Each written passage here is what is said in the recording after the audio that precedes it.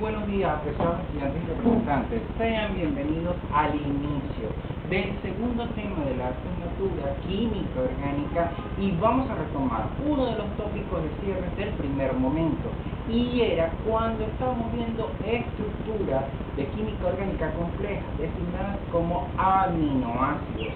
Y estos aminoácidos dan los pilares fundamentales para construir biocatalizadores que reciben el nombre de enzimas.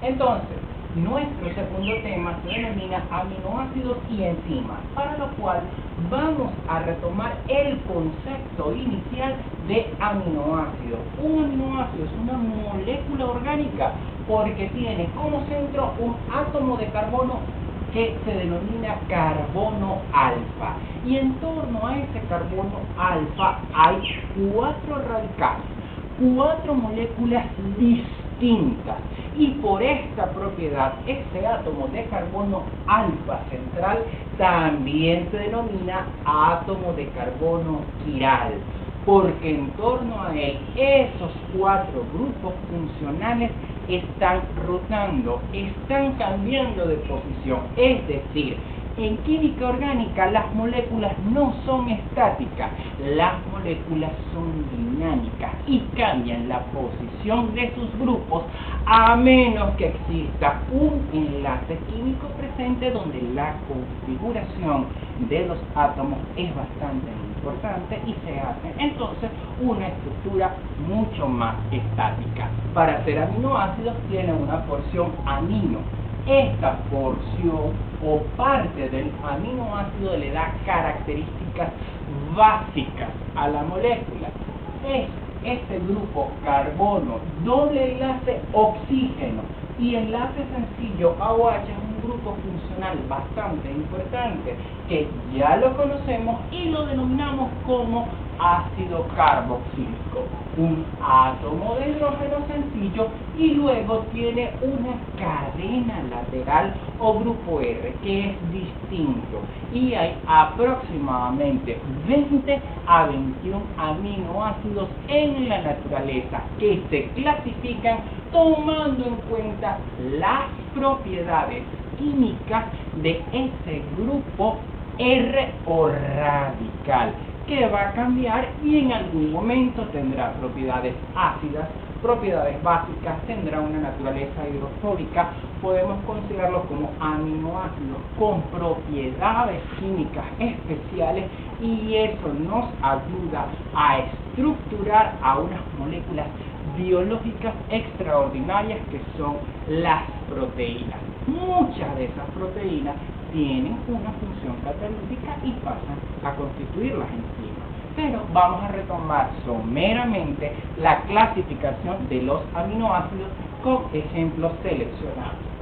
Un primer grupo son los aminoácidos de naturaleza básica, aquellos cuyo el pKb de la base les confieren propiedades extraordinarias, carga eléctrica.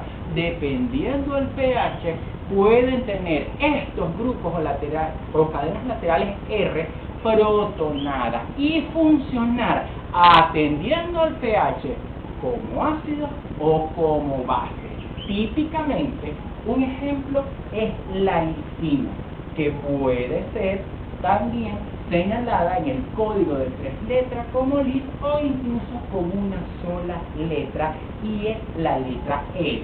¿Cómo está constituida esa lisina? Tiene el átomo de carbono central alfa, el ácido carboxílico, el grupo amino, el hidrógeno, y su cadena lateral R es sustituida por 4 grupos CH2, es decir, una cadena hidrofóbica hasta allí, hasta que al final hay nuevamente un grupo amino que le confiere a esa cadena lateral R el carácter básico. hidrofóbico, que nos permite clasificarlo como un aminoácido con carga, un aminoácido que potencialmente puede formar enlaces, puentes de hidrógeno con el agua y que se sitúa en la superficie de las proteínas en contacto con el solvente universal, que es en el agua, en el entorno celular.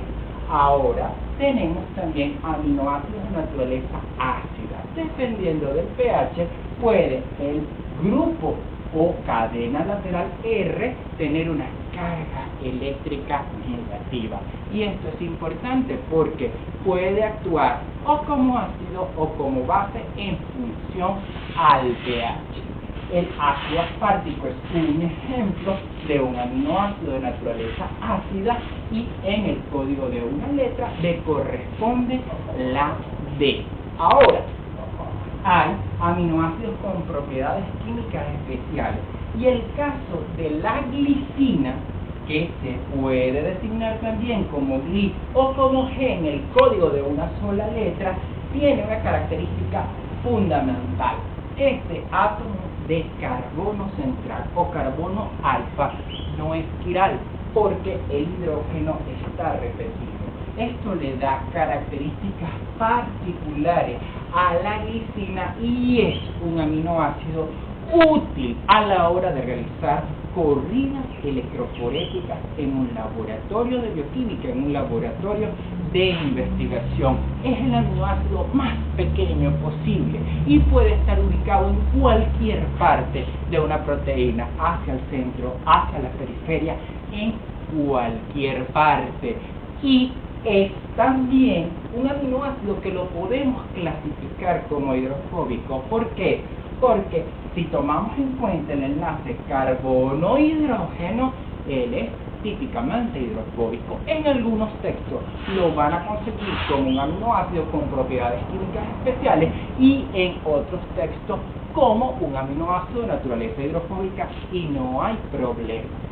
Y están los aminoácidos hidrofóbicos. Un ejemplo es la valina, en el código de 3 letras VAL le corresponde la B y su cadena o grupo lateral R está formado simplemente por moléculas que eran como los alcanos del primer tema de nuestra asignatura, CH2 y 2CH3, formando un grupo R con naturaleza hidrofóbica que hace que este tipo de moléculas se escondan del agua y se ubican en el interior de las proteínas.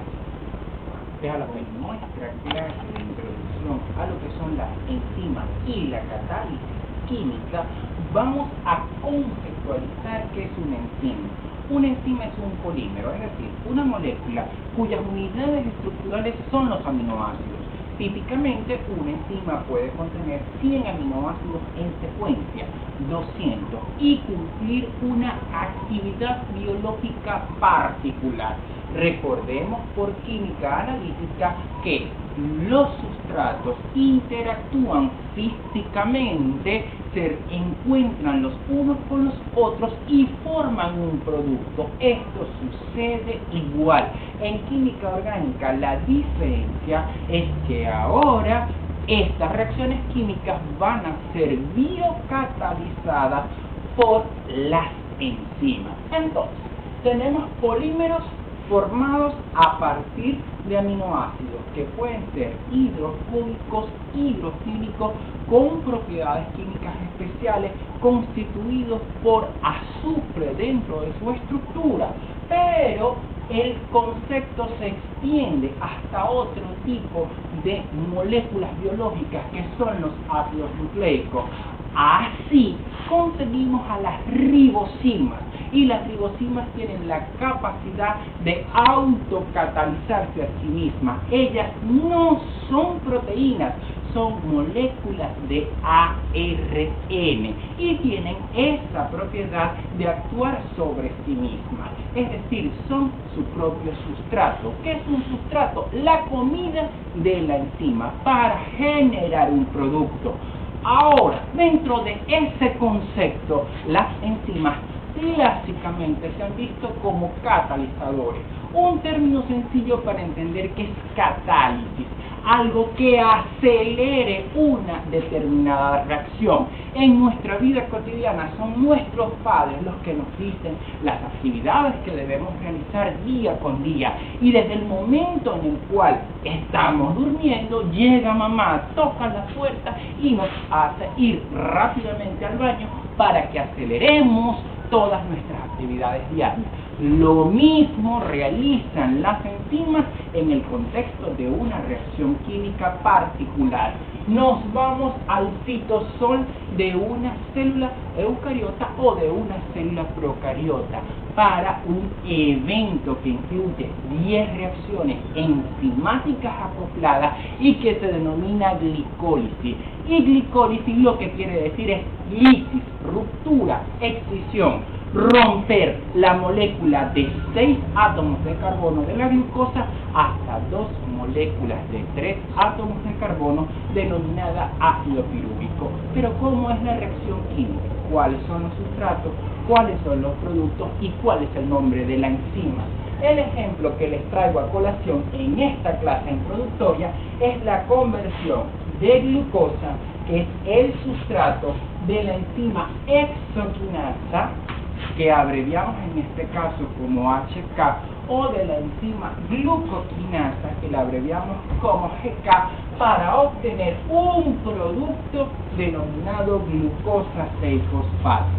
¿Para qué hace la enzima esta reacción química? Para conferirle una carga negativa a la glucosa y guardarla en el interior de la célula, para que pueda ocurrir en el citosol celular el evento de la glicólisis. Es la primera reacción de la vía enzimática y es una reacción espontánea.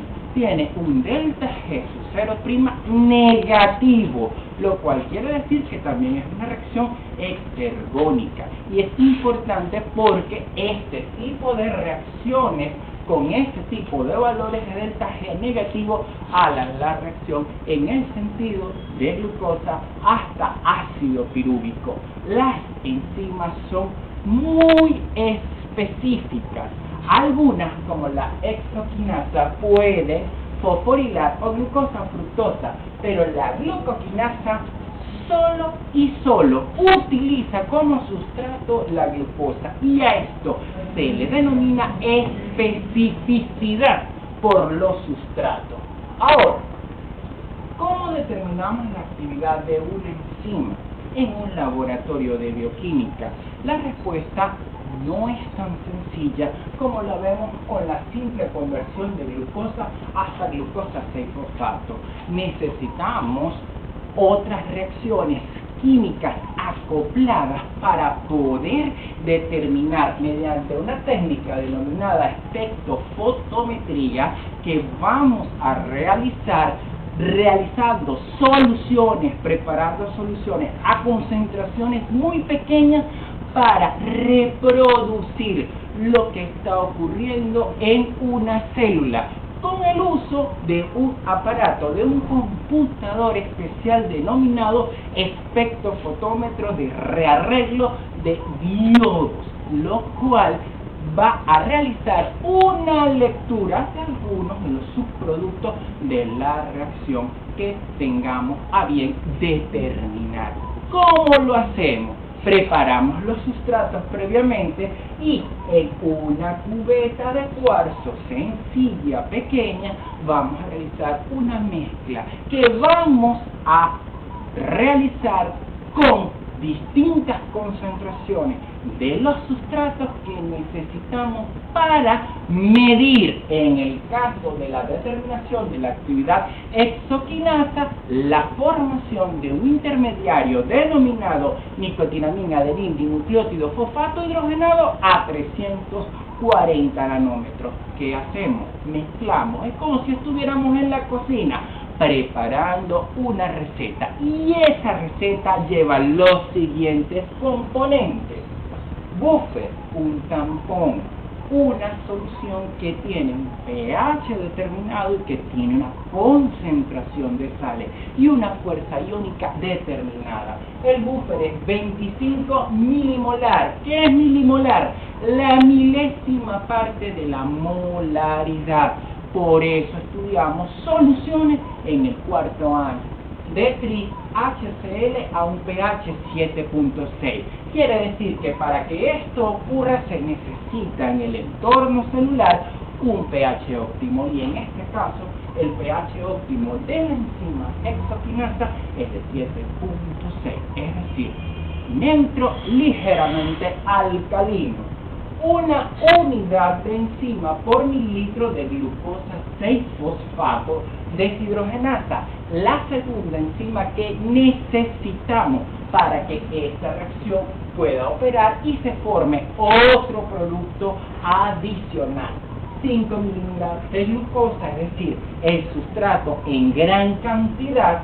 4,86 milimolar de ATP, necesita energía para incorporar el glucofosfato a la molécula de partida. Necesita nicotinamina, adenina, dinucleótido fosfato a una concentración de 7 milimolar y un cofactor, que es el magnesio, bajo la forma de una sal, cloruro de magnesio en concentración de 0,1 milimolar, para que a través del uso de este poderoso computador podamos obtener una lectura y un valor numérico que va a ir correlacionado directamente a la actividad de la enzima hexoquinasa en nuestro medio. ¿Cuál es el punto de partida? Un extracto de hígado de rata a la cual sometimos a un determinado procedimiento, un lisado de un parásito, un lisado de cualquier organismo que contenga hexoquinasa como componentes de su metabolismo intermediario.